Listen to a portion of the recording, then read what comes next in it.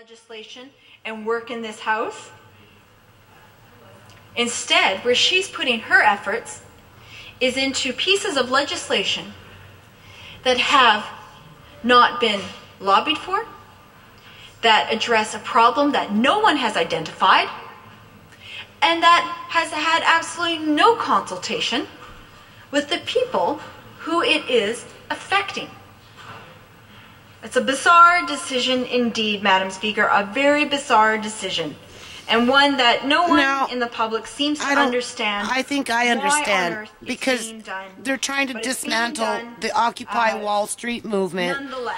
Whether it's Occupy Vancouver, Occupy Oakland, Occupy freaking Kamloops, doesn't matter where, Occupy New York.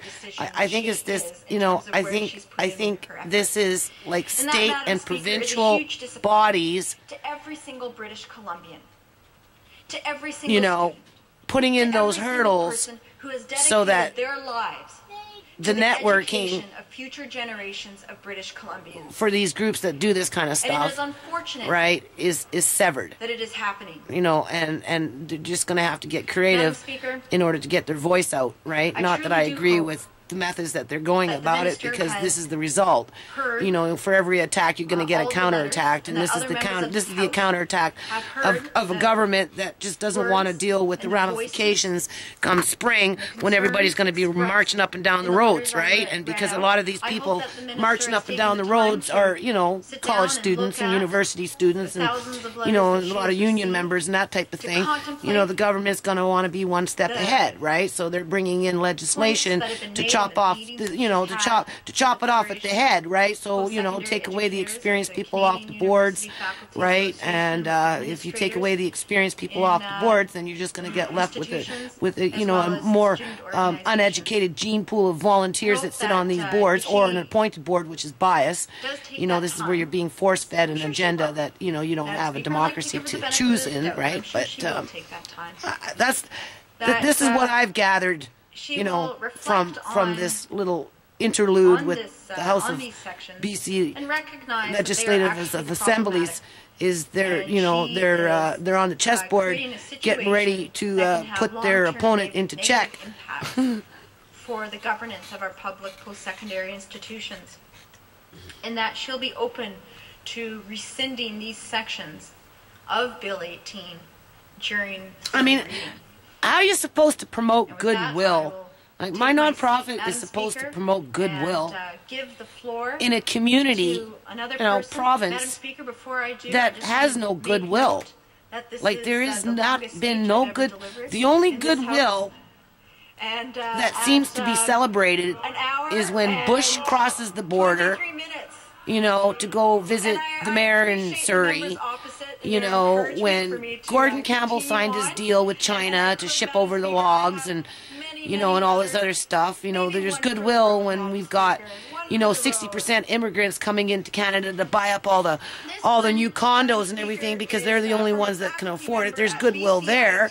You know, there was goodwill for the governing body that ran the, you know, the Winter Olympic Games. I mean, that was they were happy, but for all the people that didn't benefit from that, you know, I mean, there is 4.1 million people. Don't fool yourself. Not everybody benefited from that. A lot of people sacrificed to pay for that, and they're still sacrificing for that. So, you know, it's been very hard to promote goodwill in BC. You know, even in the simplest manner, like a community garden right next to a homeless shelter and an HIV clinic. You know, you plant a garden so that sick people can have something to feel good about, right? And maybe contemplate about trying to, you know, pull themselves up by their bootstraps just a little bit harder to break away from the, you know, the addictions and the rut that they're in order to, you know, move on in life. And, you know, that was destroyed through, you know, a conservative agenda to gentrificate the neighborhood so that a new city hall can be built. Never mind that the one that we have is perfectly fine and just got upgraded like a year and a half ago with, you know, $26 million. But no, the mayor's not satisfied with that. You know, she wants a new one for $150 million and, you know, just keep everybody sitting on rocks. I mean, how are you supposed to stay positive? Really? How are you supposed to stay positive? How are you supposed to promote goodwill? Like, it's hard. an hour and 25 minutes. Oh. And in my first term, that there you is go. the longest speech I've delivered in this House. I've enjoyed every minute of it, and I look forward to hearing the comments raised by my colleagues in this House. Little newbie. She's a newbie. I thank the member, and I will advise members that reading letters in their entirety does not fall under Erskine May. The suggestion is quotation or extract from particular letters. Recognized member for West Vancouver Capilano. Well, anyway, we got it. We got it on tape. She did a really good job.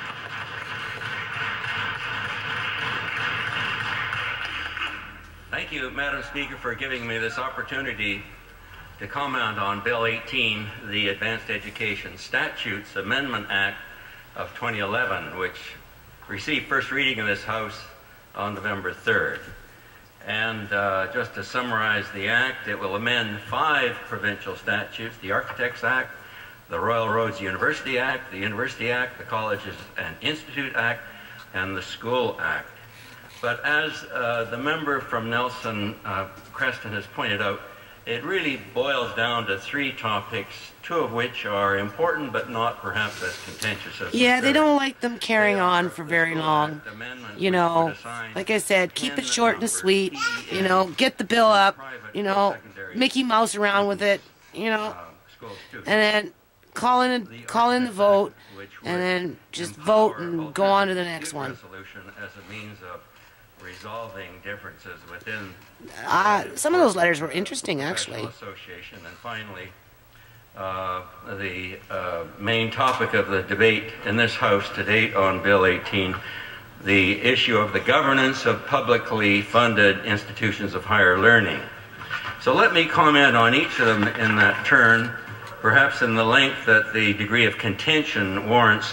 The School Act, assigning a personal education number, or PEN, to all post-secondary private school students. Why is this deemed necessary by the government? It sounds somewhat technical, and it is, but I would perceive that with the influx into the private post-secondary sector in British Columbia over the last decade or so, which continues, the issues of who is attending, where are they from, how are they performing, the Liberal voter, their plans for the right? Is a rather you know, really the only people who can afford to put their kids in private school are people with money.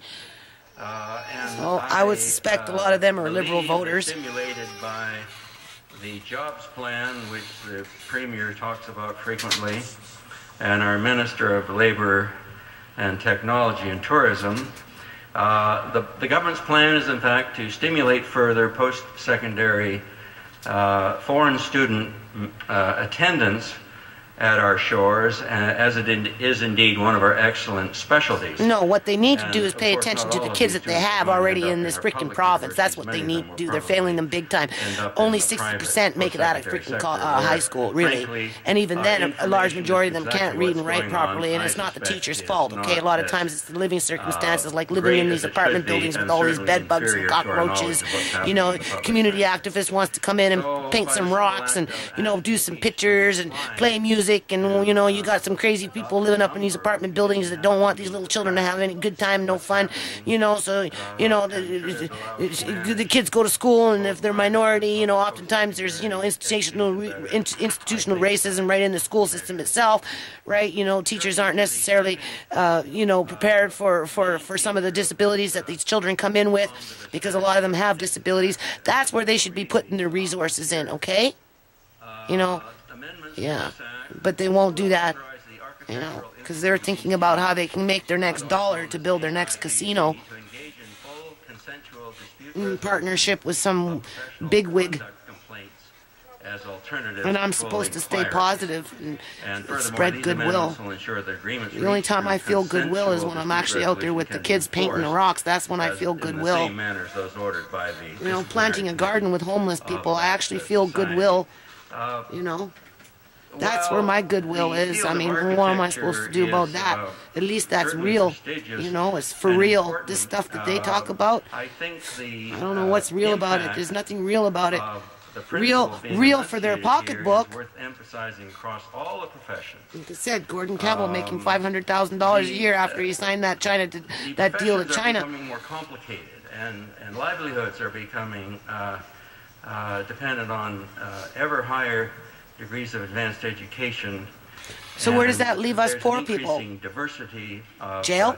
Credentials being presented I was just listening to these increasingly complicated professions. You know, federal government there briefly about a week ago. They brought in like some bill C-52 or C-50 or 51 or something like that, and what it had to do was building more prisons. You know, locking up with minimal mandatory sentencing. So there you go. That's where the poor people are going to go. While, you know, the other so many, because it's less than half. You know, we're going to put it at 70 poor and 30% maybe doing well. This results in disputes. And out of the 70%, you can almost guarantee 30% will end up in jail at some point or another. And then once they get on that bandwagon, and if they're drug addicted, it's 10 times harder to get them out of that cycle. And then you get into the criminalizing of the poor, right? And it's a rather expensive and not very efficient alternative for dispute resolution. Or, as I've personally experienced in my own profession,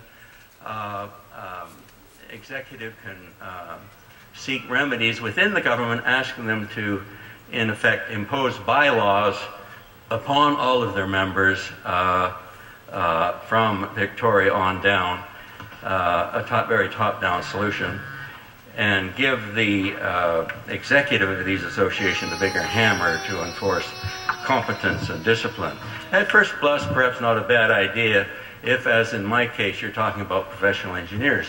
And we're reminded of the importance and in fact, the lives that are at stake by the recent collapse of and then you get people like me, you know, who have a good grasp of the English language, and, you know, I can read and pretty much comprehend what I'm reading. I don't comprehend every single thing, especially if it gets in, you know, technical terms and that kind of thing, right? But for the most part, you know, I can comprehend what I'm reading fairly quickly, and, you know, I have good critical thinking skills. The only thing is I don't have a diploma. I don't have a high school diploma, and I don't have a college diploma. So, you know, you come and you step in front of these people that, you know, go through this, you know, go through the criteria of what it means to be right in society, you know, and you approach them, and, you know, it doesn't matter how smart you know, you think you might be, they don't take you serious. They don't, you know, they just take your information, like I said in my earlier video, and they highlight what they want, they pick through what they want, and they merge it into their agendas so that they can, you know, bring in shady laws that just put up more hurdles. Her profession, only her peers can do that. And if peers are going to administer peers, arguments, personalities, contention will arise. And are we going to run to the government and sort it out? I don't think so. We shouldn't, although it sometimes happens. Are we going to run to the courts? Heaven forbid. It's up to the peer-driven, self-governed organizations themselves. And I think alternative dispute resolution in that context makes a lot of sense. I could talk about the importance of self-government in our professions as an aside. It would be drawing in extraneous issues, except to say I think we give insufficient attention to the maintenance of healthy self-government in our self-governing institutions, because I have said already the government itself is incapable of doing so, and frankly I don't think should even try.